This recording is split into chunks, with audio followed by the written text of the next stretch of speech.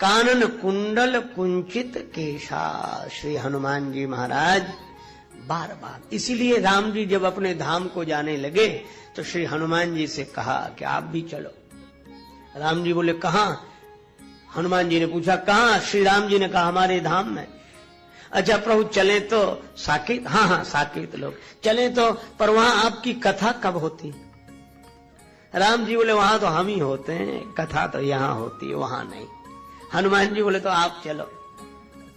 और आप? हनुमान जी बोले हम बाद में आएंगे। कहा कब? बोले आपकी कथा सुनकर आएंगे। भगवान बोले तो कब तक रहोगे? हनुमान जी ने हाथ जोड़कर कहा प्रभु जब तक आपकी कथा इस धरती पर रहेगी तब तक मैं यह धरती छोड़कर कभी नहीं आऊंगा। इस धरती से ही जुड़ना माने बार बार लौटना। तो हनुमान जी भक्ति के कारण, अच्छा यही कारण कि जानकी माता का जन्म धरती से हुआ और समाई भी वे धरती में। तो जिस भक्ति का संबंध धरती से हो उस धरती को हनुमान जी कभी नहीं छोड़ते। और पौराणिक मान्यता के अनुसार वे गंधर्व लोक में जाकर विश्राम करते हैं, पर फिर लौटकर इसी धरती पर आते हैं। धरती पर आकर क्या करते हैं? का यत्र यत्र रघुनाथ कीर्तनम तत्र तत्र कृत मस्तकांजलिम वाष्पवारी परिपूर्ण लोचनम मारुतिम नमत राक्षसांतकम। जहां जहां भगवान की कथा होती है वहां श्री हनुमान जी नतग्रीव होकर और वाष्पवारी परिपूर्ण लोचन होकर करवद्ध मुद्रा में विराजमान होकर भगवान की कथा सुनते हैं।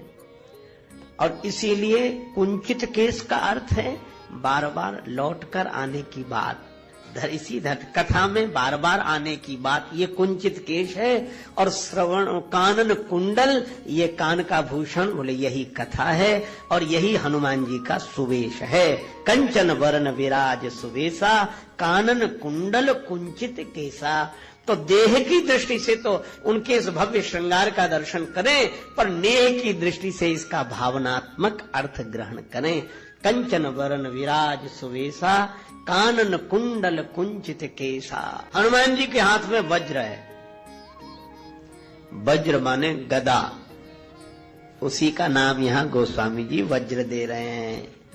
हनुमान जी गदाधारी। और एक हाथ में गदा और एक हाथ में ध्वजा। अच्छा ये ध्वजा क्या है? कौन सी ध्वजा लहराते हैं हनुमान जी? ध्वजा तो एक ही है, राम जी की कीर्ति ही पताका है। राम जी का यश ध्वजा के समान है और उस ध्वजा को हनुमान जी लहरा रहे हैं। हाथ वज्र और ध्वजा विराजे, राम जी की कीर्ति पताका लहराना हनुमान जी के हाथ में। तो ये वज्र क्यों रखते हैं? का जितने राम जी के विरोधी हैं उनके लिए वज्र, हाथ वज्र और ध्वजा विराजे। आगे सुनेंगे आप साधु संत के तुम रखवारे असुर निकंदन राम दुलारे। तो असुर निकंदन है इसलिए हाथ वज्र, और राम जी के दुलारे हैं इसलिए और ध्वजा विराजे। राम जी के यश को लहराने के लिए। अब कितनी बढ़िया बात है। राम जी का नाम कौन करेगा? जो राम जी का काम करेगा। और राम जी का काम कौन कर सकेगा? जो काल के हाथ में न हो, काल जिसके हाथ में हो। ये वज्र क्या है? काल है। और ये काल किसके हाथ में? हनुमान जी के हाथ में। अब जरा गंभीरता से सोचें। वज्र माने गदा, गदा माने काल, क्योंकि हनुमान जी उसी से काल बनते हैं किसी के, और वो हनुमान जी के हाथ में। अब थोड़ा सा विचार करना, काल माने समय। अब ये सोचो हम समय के हाथ में हैं कि समय हमारे हाथ में? हम समय के हाथ में हैं। श्रीमद् भागवत में वर्णन है, देवर्षि नारद भक्ति माता को समझाते हैं श्रीमद् भागवत के महात्मा प्रकरण में। उसमें कहा गया कि भक्ति माता आंसू बहा रही हैं। नारद जी ने कहा कि माता दुखी मत हो, ये मेरे बूढ़े बेटे ज्ञान वैराग्य मूर्छित हैं, मैं रो रही हूं, वृंदावन में भी रो रही हूं। और कितना बढ़िया संकेत है,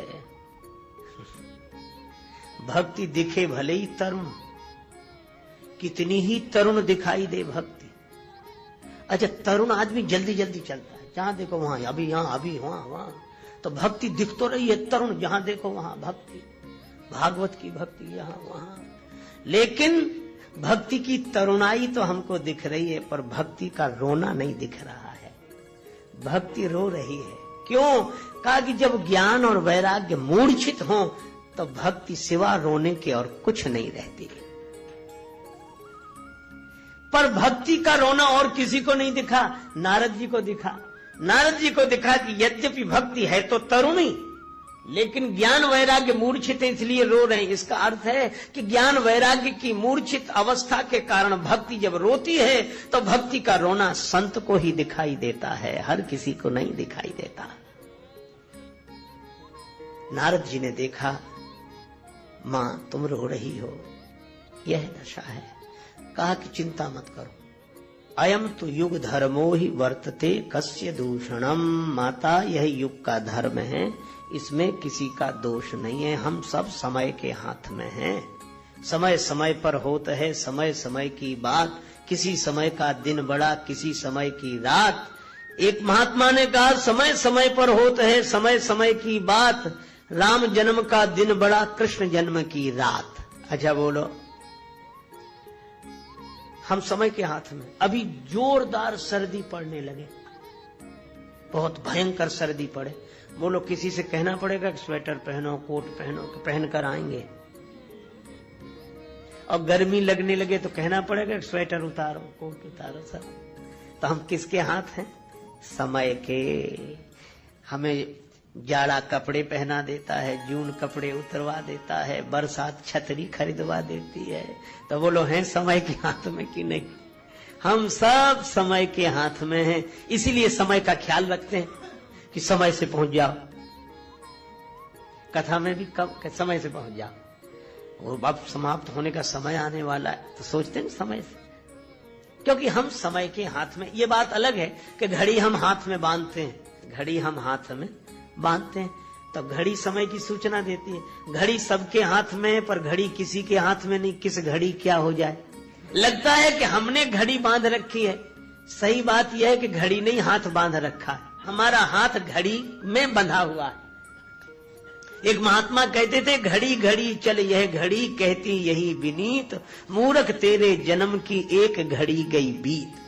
इसलिए हम लोगों से कहा जाता है कि देखो हम सब समय के अधीन हैं, इसलिए समय का ध्यान रखना, समय से सब। और रामचरितमानस में इसकी बड़ी व्याख्या है।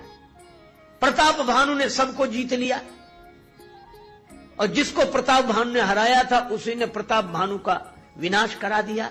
क्यों? काल पाय मुनि सुनि सोई राजा, भयउ निशाचर सहित समाजा। समय के अनुसार, समय से बंधे थे तो प्रताप भानु को रावण होना पड़ा। और वो जो अर गया था, जो कपटी मुनि बना बैठा था, वो समय प्रताप भानु कर जानी, आपन अति असमय अनुमानी। कि समय, हमारा समय ठीक नहीं है, यही बात है।